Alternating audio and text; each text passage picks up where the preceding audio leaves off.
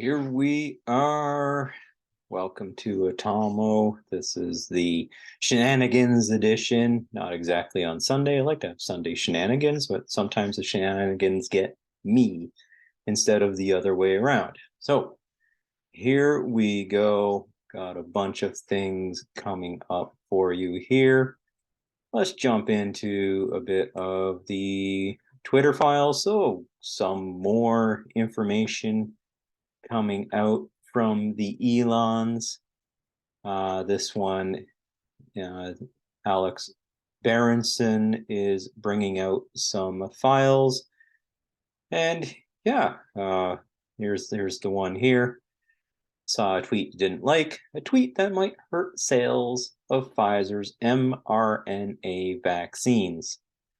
And no medical, I can't give medical advice. I'm not going to give financial advice, not going to give legal advice here. Just taking a look at this material as it comes out and bringing it to your attention.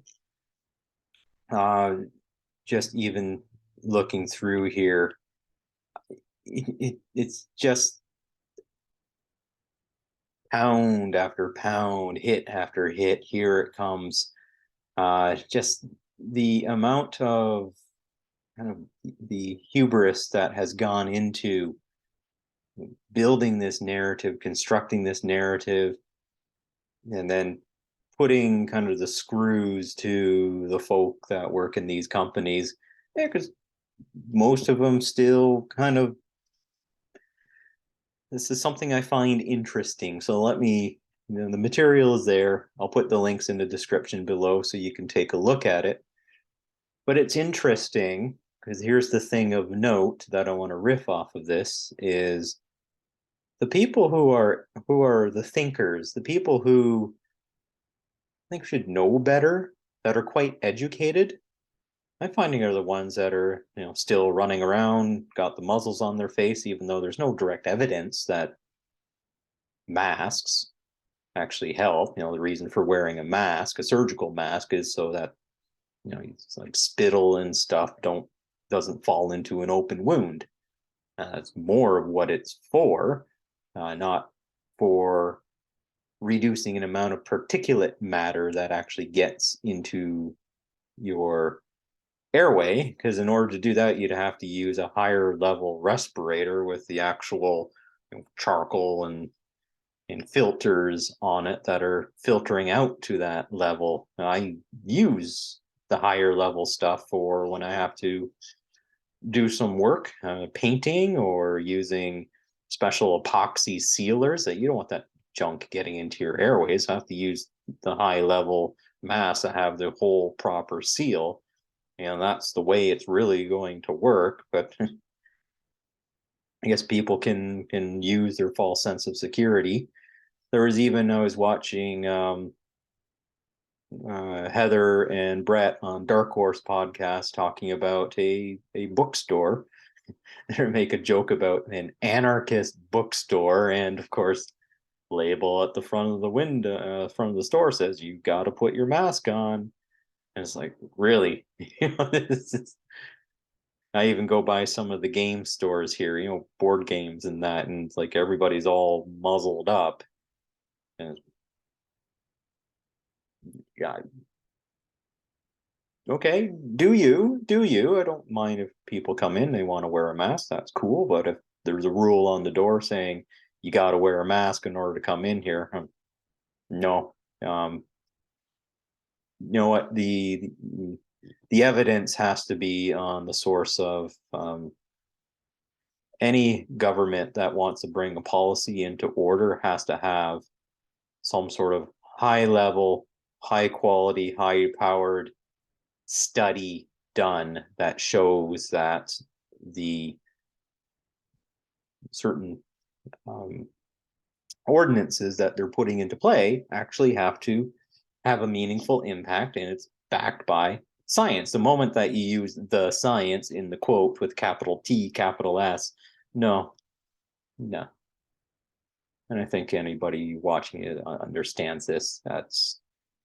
That's just going. That's just falling into tyranny, and like we've seen the early folk. Like if it's safe and effective, you should have data all over the place. And if it were 100% safe and effective, you would be putting that data right here in our face, saying, here is the data, here it all is, lining it all up for everybody to see.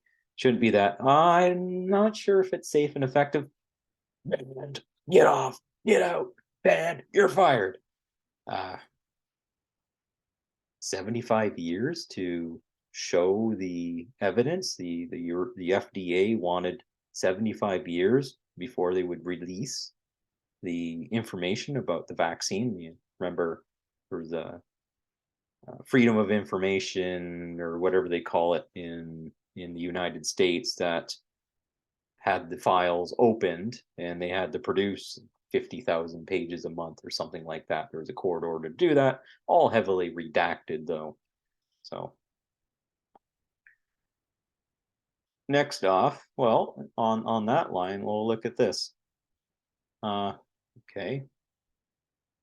Victoria Lee dies suddenly at 18. Now, we just went through the NFL and the football game where they had a player fall down suddenly. And this young lady at 18 is passing out. Okay. I haven't done my full checks on this, but I just wanted to bring this forward as it was brought up. It's just more of these things where this stuff's happening. All I can do is bring this out and to help amplify that there's something not right here. And how many other people possibly have subclinical damage based on this? So again, no medical advice here.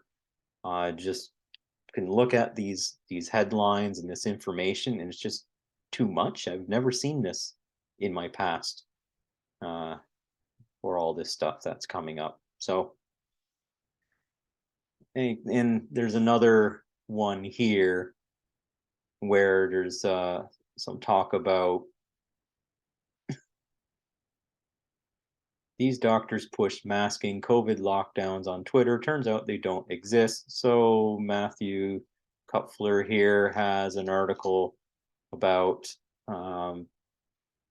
some information that was brought up and some of the doctors don't exist on it.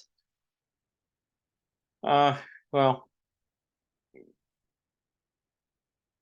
this was done before, and they're going and you're finding that the actual people are just stock photos of people put onto some of these documents. And there's another one done before where there's the doctors that wanted Joe Rogan pulled off of his podcast, and then they did a deeper dive into it, and most of them were not doctors. I think like a very few, 200, but not 200. It was maybe a handful of doctors that signed it. So, and I know I'm going to be balanced with this. The folk that put out the Barrington Declaration, I think Malone and Dr. Corey, they have to vet the Barrington Declaration to make sure that the fake practitioners on that have been culled from that one and actually vetted the document, just to ensure that people who are what they say they are when they're putting their names behind this and their profession. So a bit of shenanigans there. So I want to be a bit balanced, make sure I call out both sides on that. So let's go to, in other news, moving on here, I'll have to put this one, see what.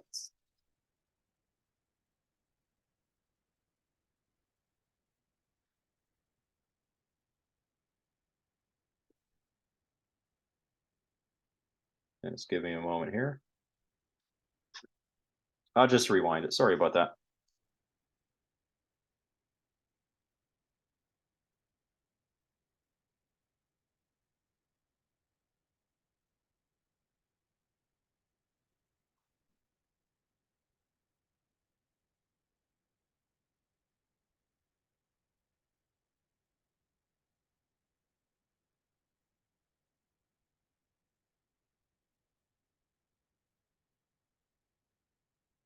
Okay, so I'll stop that there. Um, okay, so that's awesome to hear that the Republicans are doing what they say they are doing. Here's the bit of the problem is then that has to go to the Senate, and that's going to be quite contentious at the Senate. I don't know if it will pass, given that the of the three independents, two are in the Democrat caucus, which means there's a 50-50 split, I believe, depending on how that other Democrat, or not, sorry, the other independent wants to vote. And then it will go to the vice president for the tiebreak, and that might stop the bills coming up from the House. Then the president would have a veto on top of that, and they're not going to take out the 87,000 IRS project. That's going to stay in until there's an actual critical mass of people being brought in, or the representatives brought in to actually shut down that piece of legislature. So, it's unfortunate that the Democrats had 2 years to slam through a lot of their vandalism. It's the only thing that I could see that was really happening there. The type of spending that was going through, the ramming through of the $1.5 trillion, and I put it in another video in the past about some of the stuff that they were actually putting into that. What they call pork spending, where it amounts to absolutely no value being provided to the taxpayers. It's just little pet projects. Okay. Another one that in our political news is, well, I guess this is no surprise that all these sanction packages are putting on Moscow, thinking, yeah, we're going to collapse Putin, we're going to get rid of Pooty Poot, and put so much pressure on Russia that they're going to capitulate. They won't be able to,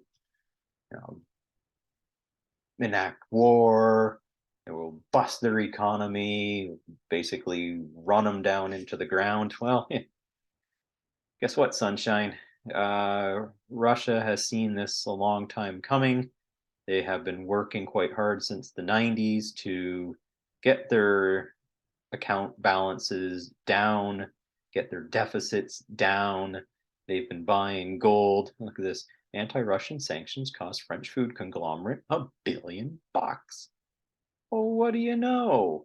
McDonald's is closing down in Russia. McDonald's in Kazakhstan is closing down because they can't get certain products because of the embargoes. That just means that infrastructure flips over to a friendly corporation within their borders. And thank you very much, McDonald's, for setting up that infrastructure and getting hosed by the powers that be. It's quite unfortunate that businesses are going to get pounded, and it's not going to be the Russian businesses. Look at these guys here. I think Bodhi from India, Pooty Poot, so on and so forth. Are they? So you have to look at the global South has the largest amount of population in, yeah, they have the largest amount of population in the world. They're not sanctioning. They're actually going to benefit because Russia is going to provide the energy that these countries need for their growing populations. They're not going to be concerned about green energy at this point in time. It's one of those things, as your economy starts to improve, as the people have more disposable income and their level of care increases, yes, they're going to start to want more green ways of doing things. They're going to want less carbon, all those great things that I'm not poo-pooing that stuff. I'm just saying that there's there is an order of operations to this. That if you want to have green industry, green power generation, then you want to set that up in places where it's most appropriate. If I want to put solar in the middle of a desert where it's bright and sunny almost all the time, great place to set it up. Do the cost benefit analysis, see if the setup and the actual materials used to build solar cells actually offsets by the amount that it's going to be saved. I don't know how long solar cells last or the components that go into them, the amount of energy that goes into them. Is it going to be net better for the environment over the course of life of a solar power plant or a wind power plant for that matter? It takes a lot of steel to make, or a lot of coal to make the steel needed for wind turbines. Coking coal. You need to use coking coal because we don't know, well, unless we're using arc crucibles for creating steel, which is extremely power hungry. So great. We had a fusion reactor here. I talk about the Manhattan Project for fusion reaction would be awesome to produce the power needed to run a full-on, arc system for producing steel. Without that, then steel making coal is the best alternative for that. And so on and so forth. Here's another one to look at is NIH to launch probe into controversial Boston University study. So I found the Dr. John Campbell's talk from, it was a couple months ago, but it came up in my feed today. I can't believe I missed this one. And what they're talking about is the Boston University study. So it's a study, okay, where they created a COVID strain, so a Frankenstein monster of a COVID strain. And I don't want to take away Dr. Campbell's thunder. He talks about that in his video, which I'll post. And you have to think about this. Okay, a COVID strain with an 80% kill rate on mice. Again, no medical advice here. I'm not an expert in this, but I can read this stuff. They said, okay, 80% kill rate on mice. And then the other thing you have to note that these in the study, and again, Dr. Campbell talks about this as he lays out what he extracted from the study, is these are humanized mice, which means is the ACE2 receptors. We have these receptors that the COVID strain connects to. So areas in your lungs, specifically, areas in your heart have these as well. They're quite prevalent in the human body. And the spike protein, you've seen the little, COVID blob, and there's these little spikes that pop out of it. Those spikes connect into the ACE2 receptors on your cells and then push the genetic material into the cell. And then COVID, there's also a Kurkazat video when COVID first came out talking about this. Kurkazat's in a nutshell, animated science cartoons, but they're very well written. And they explain it quite well. With COVID is, well, the COVID comes in, it takes over your cell, and then has that cell producing more COVID stuff, but then subverts your immune system to go and indiscriminately go out and start attacking even healthy cells. Your immune system has a way of self-destructing your cells.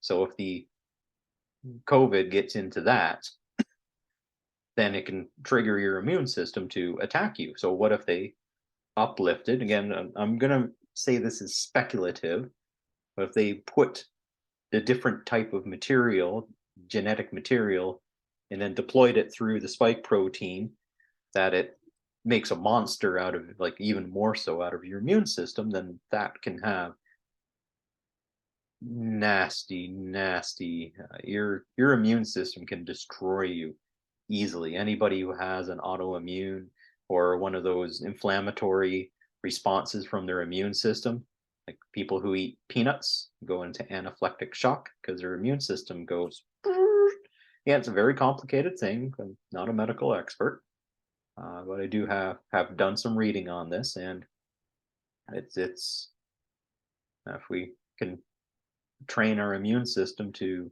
destroy ourselves, and this is what these viruses can potentially do. It has to be done in a way that the virus can actually jump to new hosts, because the virus it doesn't have any sort of sentience. It's just a machine. I mean, and that's one of the debates as well. Is a virus really a living thing, or is it a machine? Um, and it's going to execute its program. The thing is, the virus wants to keep going in perpetuity. So, as we've seen with COVID, is the Omicron strain kind of dialed down the severity, but it was more transmissible. And from what when I listen to the folk at Dark Horse podcast, they talk about this as well. Uh, okay, so that's the shenanigans I wanted to bring you today. So stay safe out there.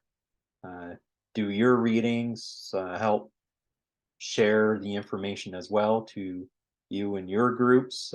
Makes for great dinner conversations. There's a lot of people that won't believe this, but that's part of we have to keep talking about this, having conversations, and that's a bit of why I'm here as well. So thank you for your attention. Have a good one.